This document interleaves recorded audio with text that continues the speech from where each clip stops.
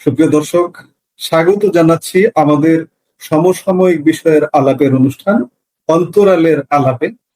আর আজকের অন্তরালের আলাপে একজন বিশেষ ব্যক্তিত্ব উপস্থিত আছেন। মুক্তিযুদ্ধ মুক্তিযুদ্ধের কথা শুনলেই বা বললে আমি অনেক পরের প্রজন্ম হিসেবে আমি অত্যন্ত ইমোশনাল হয়ে যাই। আজকে আমাদের সঙ্গে যিনি যুক্ত আছেন তার আসলে নামের সঙ্গে অন্য কিছু না বললেও চলে, তারপরেও দু একটি শব্দ যুক্ত করতেই হয়। মুক্তিযুদ্ধের জীবন্ত কিংবদন্তি বঙ্গবীর কাদের সিদ্দিকী বীর উত্তম। বঙ্গবীর, আপনাকে শ্রদ্ধা সম্মান জানিয়ে আমাদের অনুষ্ঠানে আপনাকে স্বাগত জানাচ্ছি। আপনাকে অভিনন্দন। বঙ্গবীর, আমরা আজকের আলাপটা শুরু করব অবশ্যই দেশ নিয়ে। যে দেশ আপনাদের হাত দিয়ে জন্ম হয়েছিল, আজকে 55 বছর পর এসে 2026 সালের অগাস্ট মাসে বসে আপনার দৃষ্টিতে বাংলাদেশের এই মুহূর্তের বাংলাদেশকে একটা সংক্ষিপ্ত মূল্যায়ন দিয়ে আমরা আলাপটা শুরু করতে চাই। আমি সব থেকে একটা ছোট মানুষ, মুক্তিযুদ্ধ করেছিলাম সেটা বঙ্গবন্ধুর উৎসাহে প্রেরণায়। বঙ্গবন্ধুই ছিলেন আমার ধ্যান জ্ঞান সাধনা। সেই বঙ্গবন্ধু নিহত হওয়ার পর, তাকে হত্যা করার পর আমাদের মেধা, মনন, মানবিক গুণাগুণ এত নিচে নেমেছে যেটা কল্পনা করাও যায় না, মানুষকে বলাও যায়।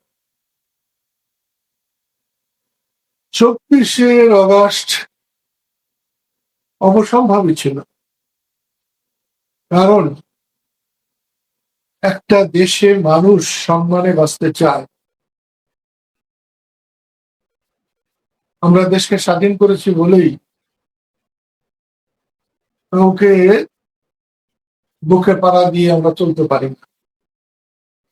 এদেশের প্রত্যেকটা মানুষের সমমর্যাদা থাকার কথা। বঙ্গবন্ধু বেঁচে থাকলে হয়তো এই বৈষম্য আসতো না, একটা ভারসাম্য থাকতো।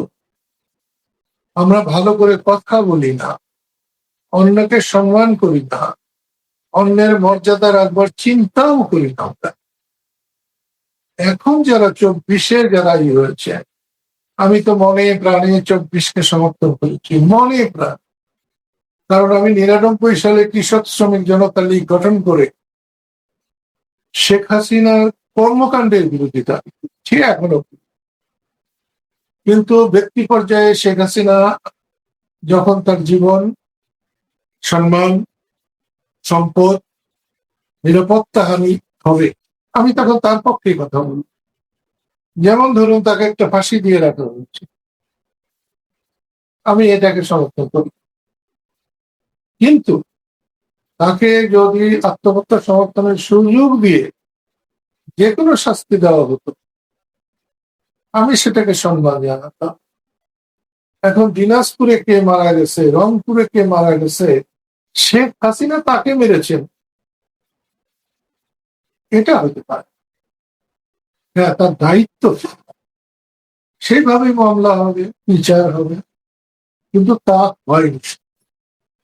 এবং এখানে আমাদের যেমন ত্রুটি আছে, ঠিক তেমনি 24-এ যারা এসেছিলেন সমগ্র দেশের ভালোবাসা নিয়ে এসেছিলেন, তারা তাদের দেশবাসীর সাথে প্রতারণা করেছেন, এমনকি আমার সাথেও প্রতারণা করেছেন। আমি যে এত বছর এই সংগ্রামের সঙ্গে থাকলাম, তারা এটাকে স্বীকার করে।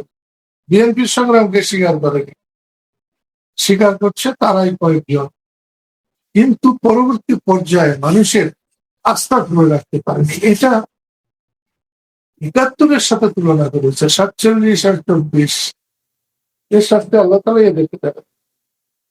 বঙ্গবীর, আজকে আজকে আজকে এই মুহূর্তে দেশটাকে নিয়ে আপনি কিভাবে মূল্যায়ন করবেন? দেশ কি ঠিক পথে চলছে? আমরা তো দেখছি, আপনি কিভাবে মূল্যায়ন করবেন?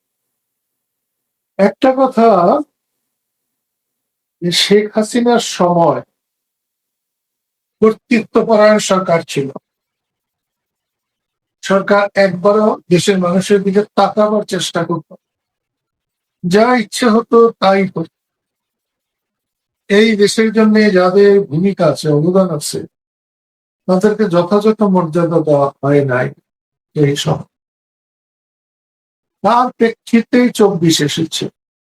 24-এ যিনি এসেছিলেন তার নাম ডক্টর ইউনূস। আমার খুব বড় ধারণা ছিল তার, কিন্তু তার 18 মাসে রাষ্ট্র চালন হয়। আমাদের এখানে একটা ফকিন্নিকে যদি দেওয়া হতো এই দায়িত্ব, উনি অনেক ভালো করে, অধ্যাপক ইউনূসের সে তো অনেক ভালো রাষ্ট্র চালান। এখন এসেছে তারেক রহমানের নেতৃত্বে বিএনপির সরকার। আমার কাছে মনে হচ্ছে নেতা হিসেবে তারেক রহমান চেষ্টার কোনো ত্রুটি করছে না, কিন্তু তার গ্রাসরুটের কর্মীদের, যারা 17-18 বছর কিছু খায় নাই, যদিও ভাববাটারা করেছে আওয়ামী লীগের সঙ্গে, তাদের খাওয়াটা বন্ধ করতে পারলে, মানুষকে সম্মান দেখাতে পারলে, দেশের সেবক হতে পারলে, তাহলে বলতাম যে এ সরকার অন্য সরকারের চেয়ে ভালো।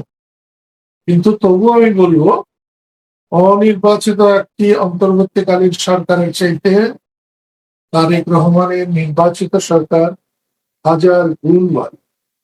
আপনি খানিক আগে কর্তৃত্ববাদের কথা বলছিলেন, আওয়ামী লীগের কর্তৃত্ববাদী সময় গেছে, এটি নিঃসন্দেহে একটু স্বীকার করতেই হবে। সম্মান দেননি তারা, অনেক কিছু ঘটিয়েছে, কিন্তু আজকে 6 মাস চলছে বিএনপি সরকারের, 6 মাস ইউনূসের পার্ট আমরা বাদ দিলাম। আজকে 6 মাসে এখানে কি কোনো কর্তৃত্ব দেখছেন কিনা? কর্তৃত্ব চলছে না এখানে এখন? মনে হয় এখনো কর্তৃত্ব হয়ে উঠতে পারে নাই, নানা দিকে কর্তৃত্ব দেখা যাচ্ছে, যেটা আরো ডেঞ্জার। একজনের কর্তৃত্ব তবু ধরা যায়, কিন্তু নানা জনের কর্তৃত্ব আরো ডেঞ্জার। এই অর্থে বিএনপি সরকার অন্তত গত 3 মাস সে ভালো করতে পারছে না। এই যে অবস্থা চলছে, এই অবস্থা এইভাবে আমাদের যেন আমরা তৈলাক্ত বাসবে বানরের ওঠা নামার মতো অবস্থা, এইভাবে চললে আমাদের ভবিষ্যৎ কি? আপনি ভবিষ্যৎ কি দেখতে পাচ্ছেন? আসলে আমরা অনেক আশা নিয়ে মুক্তিযুদ্ধে গিয়েছিলাম। আজকে যে যাই বলুক, এই দেশে কেন, এই উপমহাদেশ শেখ মুজিবের মতো, বঙ্গবন্ধুর মতো দূরদৃষ্টি সম্পন্ন এবং মানবিক গুণাগুণ সম্পন্ন নেতা আর আসবে। তাই আমরা তার নেতৃত্বে প্রচন্ড আশা নিয়ে, বিশ্বাস নিয়ে আমরা মুক্তিযুদ্ধে অংশগ্রহণ করেছিলাম। পাকিস্তানের অস্ত্রের শক্তি আমাদের চেয়ে হাজার গুণ বেশি ছিল, কিন্তু তবু আমাদের কাছে পরাজিত হয়েছে। এই জন্য পরাজিত হয়েছে, তাদের অস্ত্রবল বেশি থাকলেও ইমানের জোর বেশি ছিল না, সততা ছিল না, ন্যায় ছিল না। তারা রাস্তাঘাটে মানুষকে হত্যা করেছে, বাড়িঘর জ্বালিয়েছে, যে বাড়িঘর জ্বালাতে গিয়ে কীট পতঙ্গ পর্যন্ত করেছে। আল্লাহর আরশ কেঁপে উঠেছে এবং পাকিস্তানিদের পতন হয়েছে। কিন্তু আমরা যে আশা নিয়ে মুক্তিযুদ্ধ করেছি, সেই আশা খুব একটা পূরণ হয় নাই। আমরা স্বাধীন দেশ পেয়েছি, কিন্তু আমরা মুক্তি পাই নাই। মুক্তি পেতে হলে আমাদের সংগ্রাম করতে হবে, এবং সে সংগ্রাম ৭১-এর মতো একত্র হয়ে, এবং সে সংগ্রাম সকল মুক্তিযোদ্ধাদের এক হয়ে করতে হবে, মুক্তিযুদ্ধের চেতনায় বিশ্বাসীদের এক হয়ে করতে হবে। একদিকে জাতীয়তাবাদী মুক্তিযোদ্ধা, আরেকদিকে আওয়ামী মুক্তিযোদ্ধা, আরেকদিকে জামাতি মুক্তিযোদ্ধা, এরকম হলে দেশের ভবিষ্যৎ খুবই অন্ধকার। ভবিষ্যৎ অন্ধকারের কথা বলছেন আপনি, ঐক্যের কথা বলছেন, কিন্তু আমরা ঐক্য দেখছি না। বাংলাদেশের এক বিশাল জনগোষ্ঠী আওয়ামী লীগ আছে, বলা যায় প্রায় অর্ধেকের কাছাকাছি জনগোষ্ঠী। আজকে আওয়ামী লীগের কোনো অংশগ্রহণ, রাজনীতিতে অংশগ্রহণ নেই। আওয়ামী লীগের ভবিষ্যৎ কি? তাহলে ঐক্য হবে কিভাবে? আপনি খানিক আগে জামাতি মুক্তিযোদ্ধার কথা বললেন, জামাতি কি মুক্তিযোদ্ধা আছে নাকি? আর আওয়ামী লীগের ভবিষ্যৎ কি?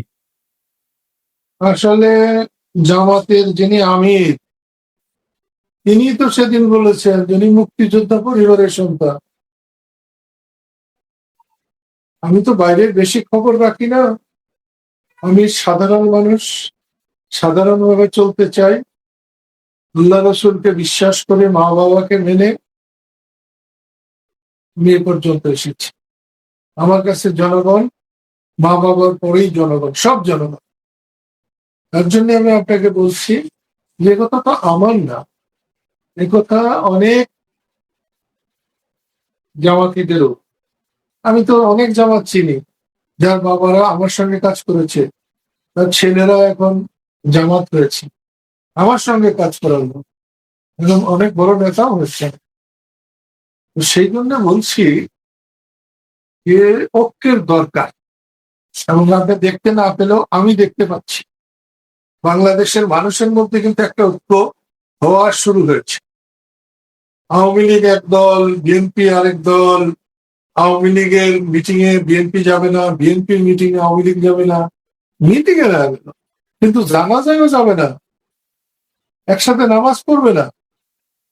এতটা দূরত্ব আজকে বাংলাদেশকে স্বাধীনতায় পরাজিতদের দিকে ঠেলে দিয়েছে।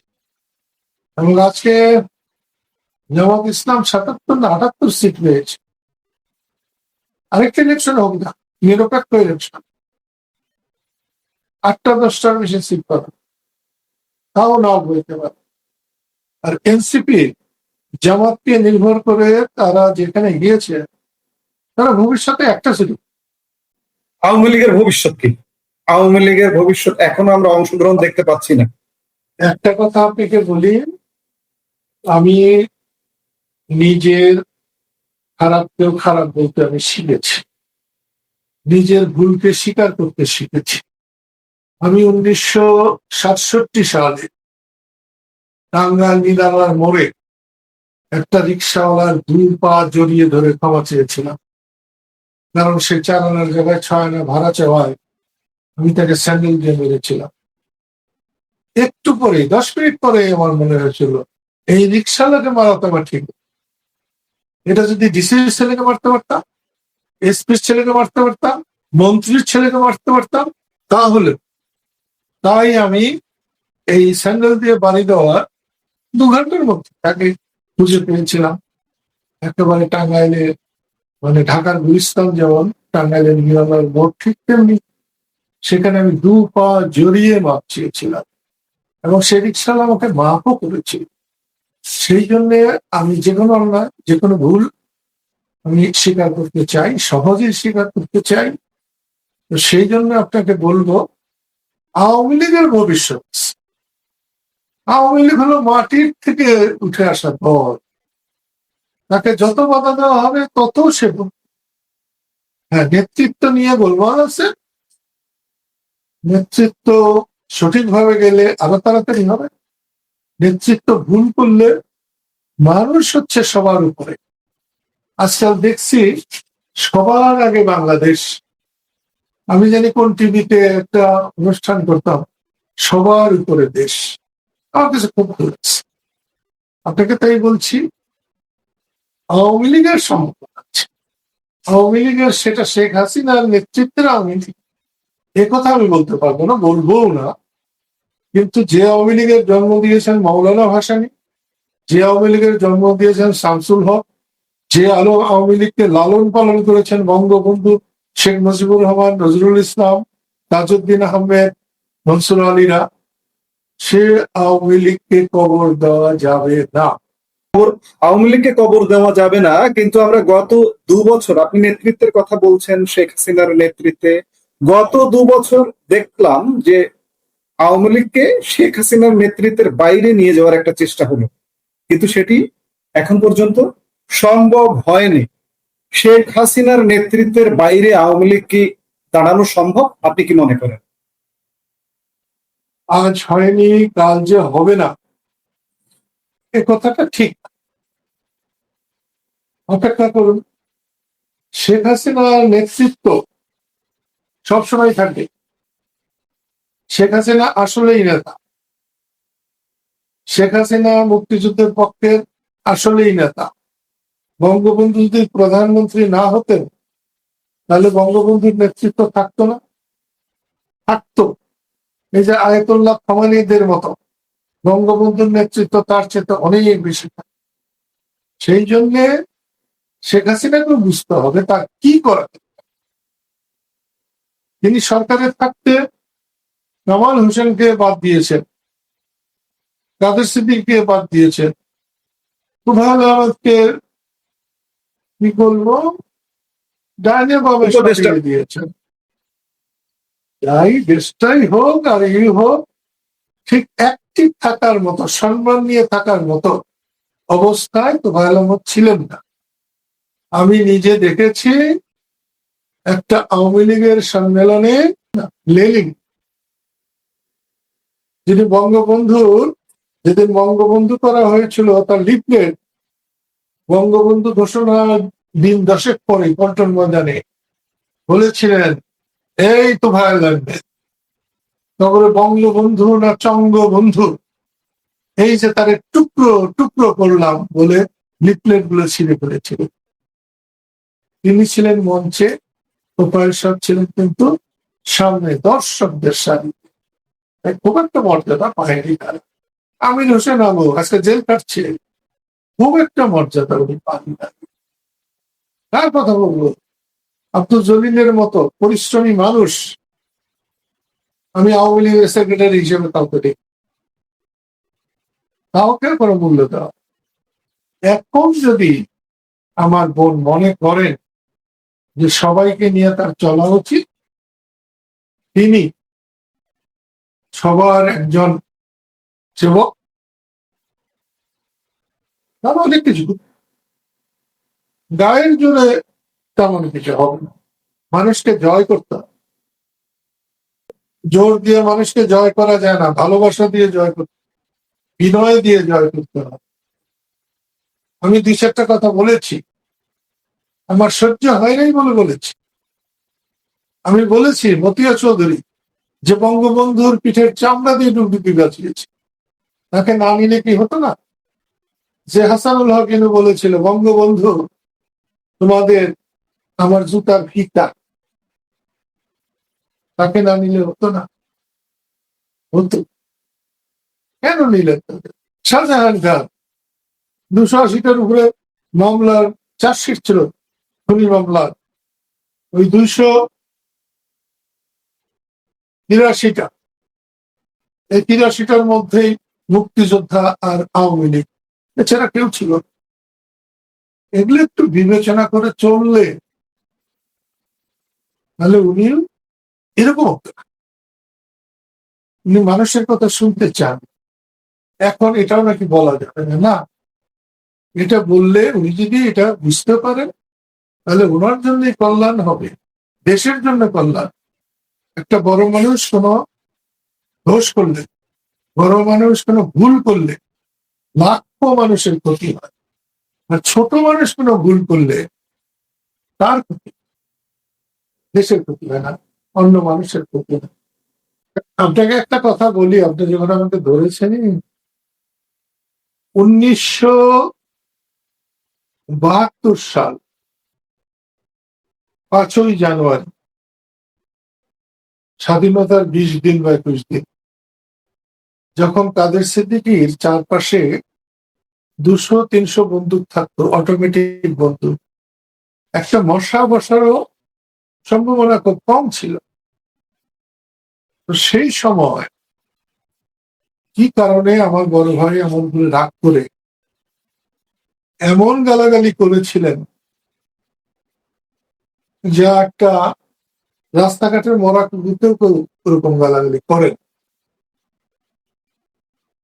আমি সেদিনই বুঝেছিলাম যে অস্ত্র ঠিক আছে, কিন্তু অস্ত্র সব জায়গায় শক্তি না। যারা আমাকে পাহারা দিচ্ছিল তারা সবাই মাথা নিচু করেছিল, আমি মাথা নিচু করেছিলাম। লতিফ ভাই বুকেই চলেছেন, আমার চোখ দিয়ে ঝরঝর করে পানি আসছিল। আমি সহ্য করতে না পেরে আমাদের যে পাড়া, আকুর ঠাকুর পাড়ার বাড়িতে গিয়েছিলাম। তখন আমাদের ঘর ছিল না, পাকিস্তান হানাদাররা আমাদের ঘর পুরে সার্ভে করে দিয়েছিল। আমাদের সাথে মতিউজ্জামান খানের ঘর, আসাদুজ্জামান খানের ঘর, ডিনামাইট দিয়ে উড়িয়ে দিয়েছিল। আমি যে খাটে বসতেই আমার মা আমার মাথায় হাত দিয়েছিলেন, আমার পিঠে হাত দিয়েছিলেন, পিঠে হাত দিয়ে জিজ্ঞেস করেছিলেন, বড় ভাই বকেছে, মন খারাপ হয়েছে? বলেছিলাম, হ্যাঁ, আমার মন খারাপ হচ্ছে। তখন মা বলেছিলেন, আরজু যদি তোকে ঘরে বকতো তাহলে কি তোর মন খারাপ হতো? আমি বলছিলাম, না, কখনো হতো না, কারণ কত বকছে, কত মারছে, কখনো তো মন খারাপ হয়। মা বললেন, তাহলে নিরালার মোড়ে শত শত হাজার মানুষের সামনে তোকে বকছে, এই জন্য মন খারাপ হয়েছে? আমি তো বোকা মানুষ, লম্বা মানুষ, মায়ের কাছে আর কি বলবো? বলেছিলাম, হ্যাঁ। তখন আমাকে মা বলেছিলেন, বজ্র, আল্লাহ খুব সহজে কাউকে বড় করে না। তোমাকে এই ঘরে বকলে আল্লাহ দেখতেন না? দেখতেন। তোমাকে নিরালার মোড়ে বকেছে, আল্লাহ দেখেন নাই? দেখেছেন। আল্লাহ দেখলে তোমার মন খারাপ হয় না, সাধারণ কয়েকজন মানুষ তোমাকে দেখেছে তাই মন খারাপ হয়েছে।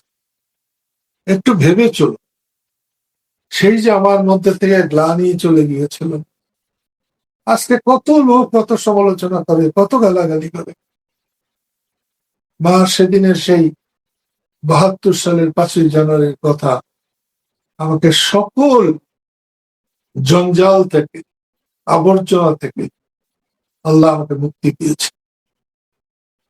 সেই জন্য বলছি, আপনি যখন নেতা হবেন, আমি তো শেখ হাসিনার সব কথা সমর্থন করি, আওয়ামী লীগের নেতা হিসাবে আমি তার সব কথা শুনি, কিন্তু দেশের প্রধানমন্ত্রী হিসেবে তার 80% কথা আমি সমর্থন করি না, করতে পারি না।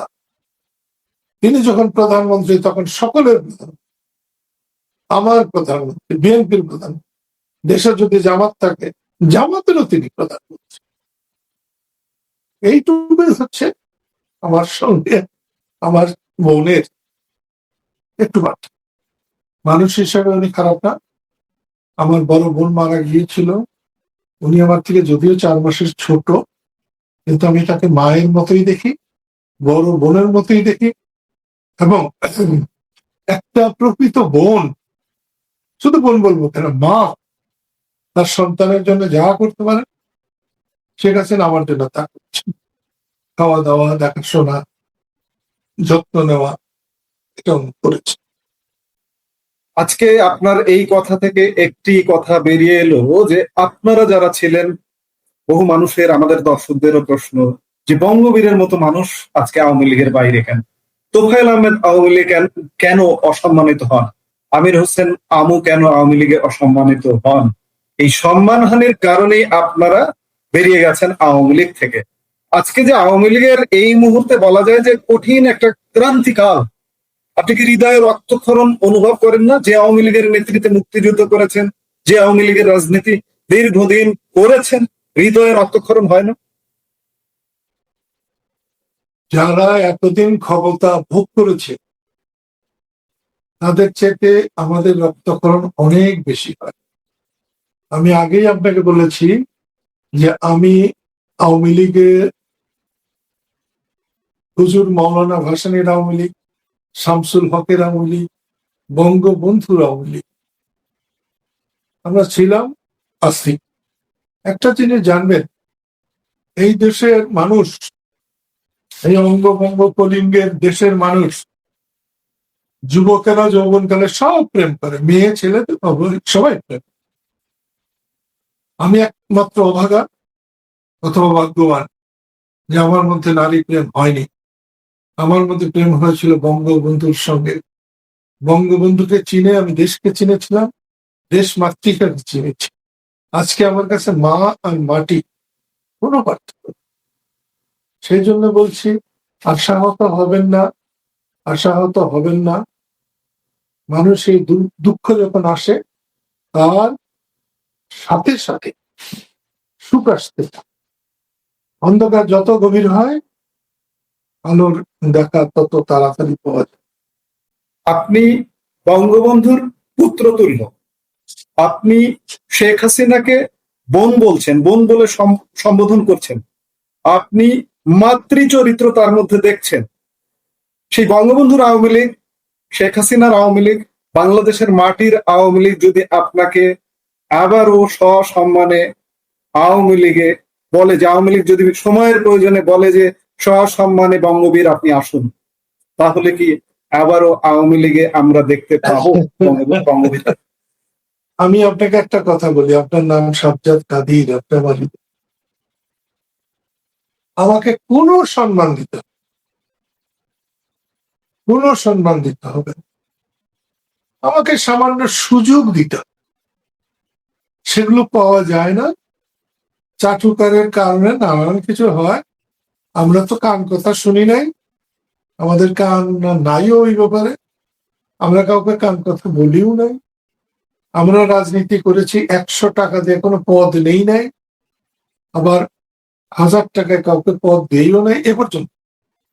তো সেই জন্যে আমাদের নিয়ে সামান্য মুশকিল হলো যে আমরা বঙ্গবন্ধু শেখ মুজিবের কর্মী ছিলাম, আমরা তার কর্মচারী ছিলাম না। কিন্তু এখন রাজনীতিতে কর্মী নাই, নেতা নাই, কর্মচারী আছে। আমরা যে কদিন বাঁচবো কর্মচারী হতে চাই। সাধারণ মানুষের মতো বাঁচতে পারলে বঙ্গবন্ধুকে বুকে লালন করে যেতে চাই। বঙ্গবন্ধু আমার ভালোবাসা, বঙ্গবন্ধু আমার প্রেম, বঙ্গবন্ধুর আদর্শ আমার আদর্শ, মুক্তিযুদ্ধের আদর্শ আমার আদর্শ। আমি আবার আপনাকে বলছি, খুব আশা করে বলছি, খুব উন্নত ভবিষ্যৎ, অদূর ভবিষ্যৎ, সব মুক্তিযুদ্ধের মানুষ এক, ৭১-এর মতো মুক্তিযুদ্ধের চেতনা এক। সেখানে আমাদের যার যত ভুল ত্রুটি আছে সেগুলো যতটা পারা যায় আমরা যদি সেটা বাদ দিয়ে, ছেড়ে দিয়ে, নিজের দম্ভকে ছেড়ে দিয়ে আমরা যদি এগোতে পারি, দেশ সবার বড়, দেশের মানুষের কষ্ট সবার কষ্ট, তাহলে অনেক দূর যেতে পারবে।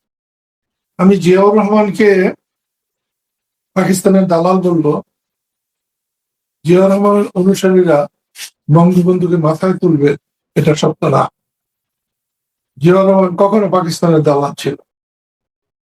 যে সময় যুদ্ধটা অনেক দায়িত্ব পালন করেছে। আমি ব্যক্তিগতভাবে তাকে যুদ্ধের ক্ষেত্রে দেখেছি, আমি তাকে সাহায্য করেছি, আমাকে উনি সাহায্য করেছেন। মুক্তিযুদ্ধে তার ভূমিকা অবিস্মরণীয়, আমাকে উৎসাহিত করেছে। সেটাকে অস্বীকার করে চলার কোনো কারণ নেই। এখানে একটা প্রশ্ন আসে যে জিয়াউর রহমান স্বাধীনতার ঘোষক, এটাও আমি মানতে পারি না। জিয়াউর রহমান স্বাধীনতার ঘোষক, জিয়াউর রহমান স্বাধীনতা বঙ্গবন্ধুর পক্ষের একজন ঘোষক, এবং সেই ঘোষক রেডিও টেলিভিশনের ঘোষকের চাইতে 1000 গুণ, লাখো গুণ, কোটি গুণ গুরুত্ব।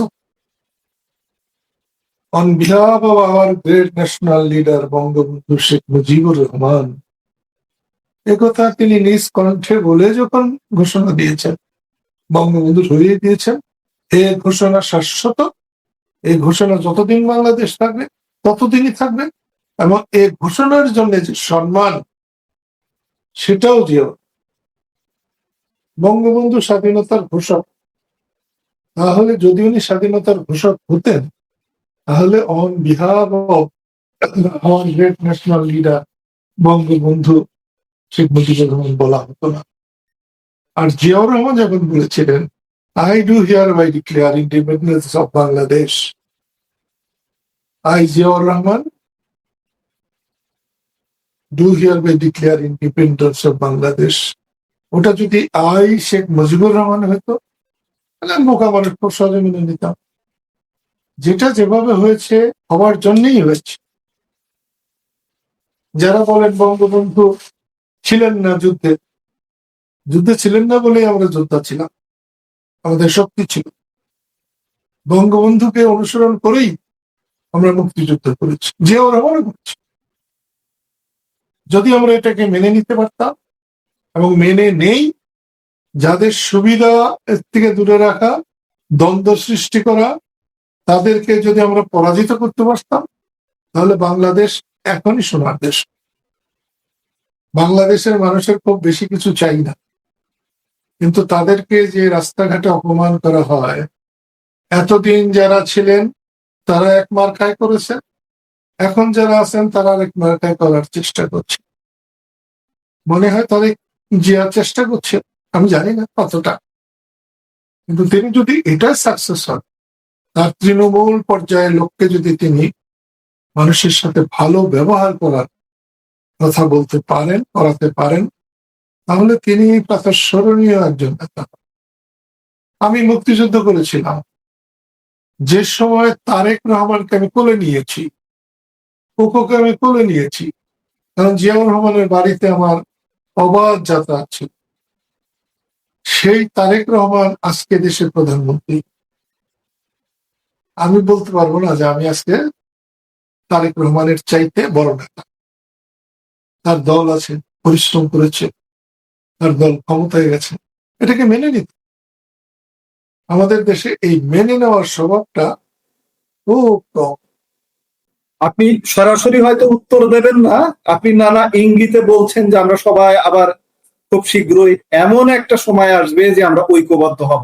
আমি আওয়ামী লীগ প্রশ্নে বলছিলাম যে আপনাকে যদি সসম্মানে আওয়ামী লীগে আহ্বান জানানো হয়, আপনি আবার আওয়ামী লীগ আমি করবেন।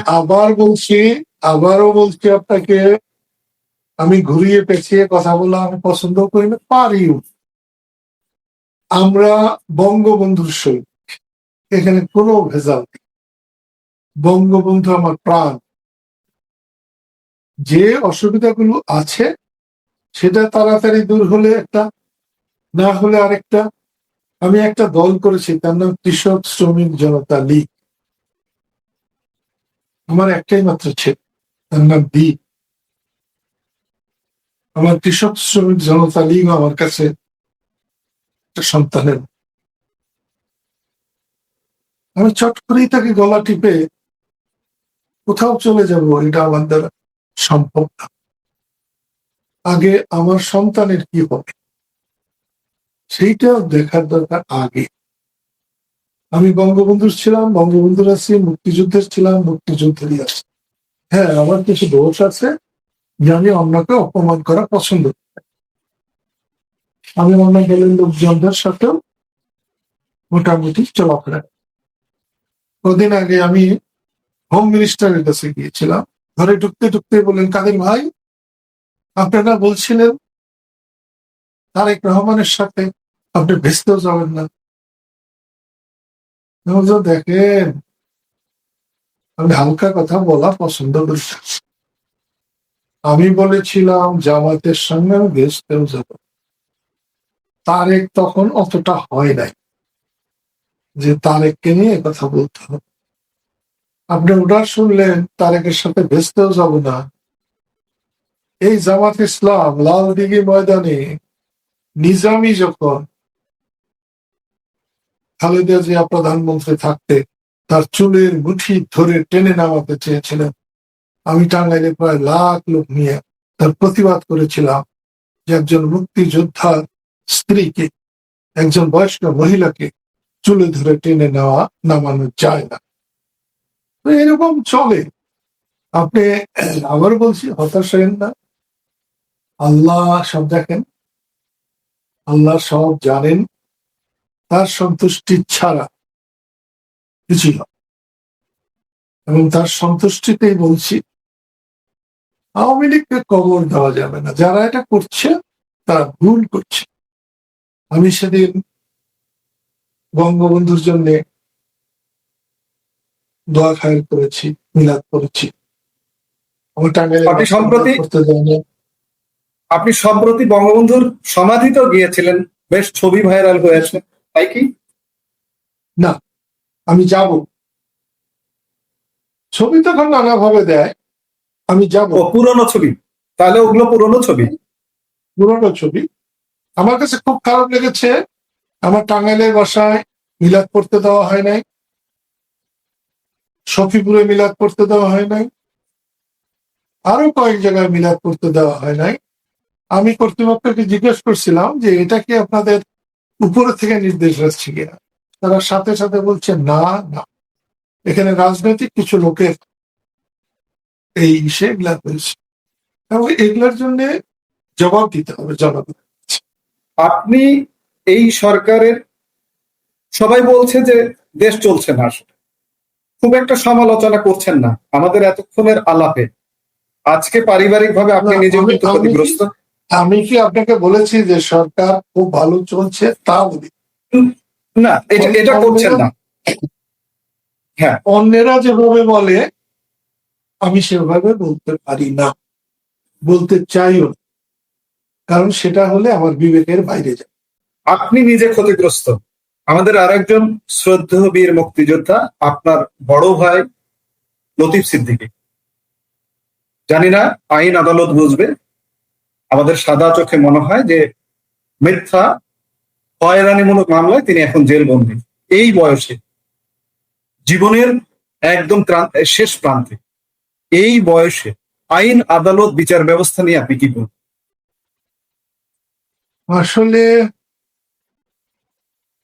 লতিফ ভাইয়ের কথা যখন মনে হয় তখন বড় কষ্ট লাগে। আমাদের পরিবার ছিল একটা রাজনৈতিক পরিবার। আমার দাদুর নাম আলাউদ্দিন সিদ্দিকী।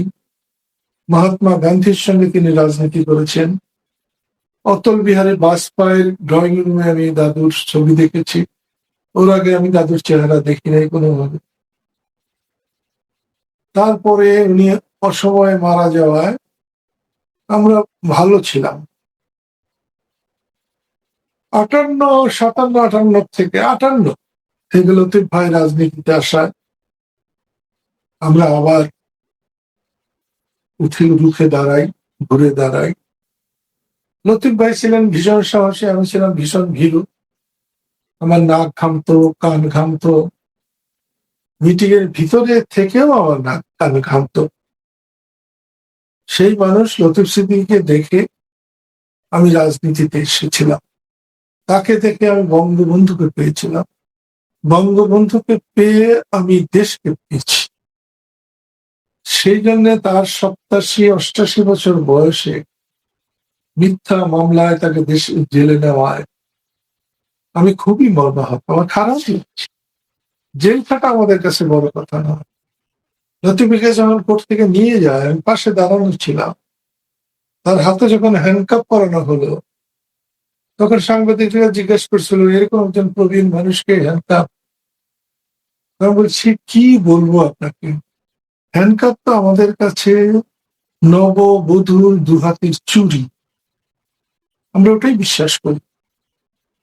লতিফ ভাইয়ের এই মামলাটা একেবারে বানানো সাজানো। যে সময় এই ঘটনা ঘটেছে সে সময় লতিফ ভাইয়ের সঙ্গে সরকারের কোনো ভালো সম্পর্ক ছিল না এবং তিনি পদত্যাগ করেছেন 14 সালের, তাকে বহিষ্কার করা হয়েছে 14 সালের 30শে সেপ্টেম্বর খুব সম্ভবত। তো সেই জন্য দেখা যায় আইনের প্রতি এখনো আমাদের বিশ্বাস আছে। সেদিন গিয়েছিলাম, আমার ভালো মনে হয়নি। 3 তারিখে, আগামী মাসের 3 তারিখে আবার ডেট দিয়েছে।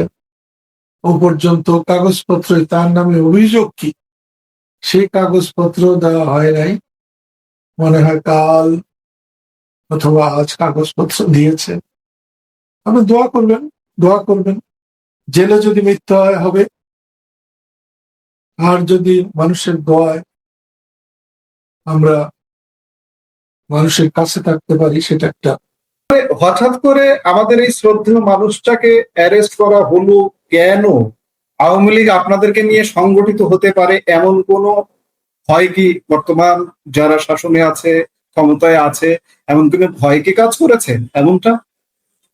হতেও পারে, হতেও পারে। আমি সোজা মানুষ অত তো বুঝতে পারি না, কিন্তু তবু হতেও পারে। একটি কথা জানবেন, লতিফ সিদ্দিকী গত অগাস্ট মাসে, গত বছর 28 তারিখ অনেকগুলো সাংবাদিক, ভালো ভালো মানুষ সহ তারা দেশের কথা বলতে গিয়েছিল, মুক্তিযুদ্ধের কথা, সংবিধানের কথা। যারা সেখানে গোলমাল করেছে তাদের কাউকে ধরা হয়নি, যাদের উপরে গোলমাল করা হয়েছিল তাদেরকে নিয়ে জেলখানায় রাখা হয়েছিল। উনি জেল খেটে বেরিয়ে এসেছিলেন। লতিফ সিদ্দিকী জেলে যাওয়ায় গত অগাস্টে তার সম্পর্কে যে আলোচনা হয়েছে, ওর আগে 10 বছরও অত আলোচনা হয়নি। লতিফ সিদ্দিকী এবার জেলে যাওয়ায় তার চেয়েতেও 10 গুণ বেশি বা আরো বেশি আলোচনা হয়েছে। আমি মনে করি একজন রাজনৈতিক নেতা যখন ময়লা হয়, একটা ধোপা যখন কাপড় ধুয়ে পরিষ্কার করে দেয়, একজন রাজনৈতিক নেতা জেলখানায় গিয়ে সেই রকম পাক সাফ পরিষ্কার হয়ে বেরিয়ে আসে। এবং আমার বিশ্বাস উনি অনতি বিলম্বে বেরিয়ে আসবেন আইনের মাধ্যমেই। আর যদি না হয় আন্দোলন আমরা সারা জীবন করেছি, আন্দোলন করব, যেভাবেই হোক চলে যাবে। আমরা সেটি প্রত্যাশা করি। একজন 87 বছর বয়সী বয়োবৃদ্ধ শ্রদ্ধেয় মানুষ বীর মুক্তিযোদ্ধার দ্রুত মুক্তি লাভ হবে। আজকে বাংলাদেশের মানুষ দলমত বুঝি না, হতাশায় নিমজ্জিত। বাংলাদেশ এমন কোন সেক্টর নেই যে ভালোভাবে চলছে। মানুষ চলাফেরা করতে পারছে না, মানুষের চলাফেরার স্বাধীনতা নেই, মত প্রকাশের স্বাধীনতা নেই, মানুষ হতাশায় নিমজ্জিত। আমরা অনুষ্ঠানটা শেষ করব। মানুষকে কি আশার কথা বলে আমরা অনুষ্ঠান থেকে বিদায় নিতে পারি? আপনার কাছ থেকে আমাদের দর্শকদের জন্য আশার কথা শুনতে চাই। আসলে আপনাকে ধন্যবাদ, যে সময় আপনি আমাকে নিয়েছেন সময়টা খুবই গুরুত্বপূর্ণ। আমাদের হতাশ হওয়ার কিচ্ছু নেই, হতাশ হওয়ার কিচ্ছু নেই। আপনি যা বলছেন কোনো বিভাগ, কোনো জায়গা ঠিক নেই। তারপরে বলবো যে হতাশ হওয়ার কোনো কারণ নেই। আমাদের ভালোবাসা এক, আমাদের ভাষা এক, আমাদের নেতা এক, আমাদের নেতৃত্ব এক। সেই জন্যে অদূর ভবিষ্যতে আমরা ইনশাআল্লাহ সূর্যের মুখ দেখতে পাবো। আমরা এই আশা রেখে অনুষ্ঠান শেষ করছি। বঙ্গবীর, আপনাকে অসংখ্য ধন্যবাদ। আপনি আমাদের অনুষ্ঠানে যোগ দিয়ে আমাদেরকে সমৃদ্ধ করেছেন, এজন্য আপনাকে ধন্যবাদ, দেশবাসীকেও ধন্যবাদ, যারা দেখছেন শুনছেন তাদের সবাইকে ধন্যবাদ। প্রিয় দর্শক, আজ এ পর্যন্তই। পরবর্তী অন্তরালের আলাপে আপনাদের সঙ্গে যুক্ত হবার আশা রেখে বিদায় নিচ্ছি। ভালো থাকুন, সুস্থ থাকুন। আমাদের ভিডিওগুলো নিয়মিত পেতে সাবস্ক্রাইব করুন সাজ্জাদ কাদির ইউটিউব চ্যানেল এবং লাইক, কমেন্ট, শেয়ার করে সাথে থাকুন।